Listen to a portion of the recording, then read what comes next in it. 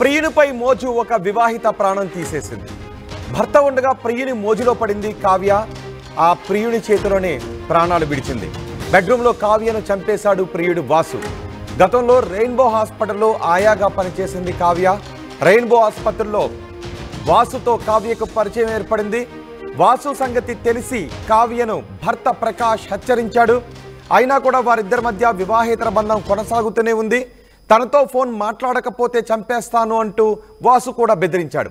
ప్రియుడు భర్త ఇద్దరి మధ్య నలిగిపోయింది ఈ భార్య ప్రియురాలు. తనతో ఫోన్ మాట్లాడకపోతే చంపేస్తాను అంటూ బెదిరించాడు.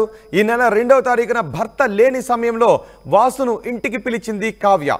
బెడ్రూమ్లోకి తీసుకువెళ్ళి కావ్యను చున్నీతో గొంతు బిగించి చంపేశాడు వాసు. కావ్య మర్డర్పై పోలీసులకు ఫిర్యాదు చేశాడు భర్త ప్రకాష్. ఇటీవలి కాలంలో వివాహేతర సంబంధాల కారణంగా ప్రాణాలు పోతున్న ఘటనలు చాలా వెలుగులోకి వస్తున్నాయి. వివాహేతర సంబంధాలు మనుషుల ప్రాణాలకు తీయటానికి కారణం అవుతున్నాయి.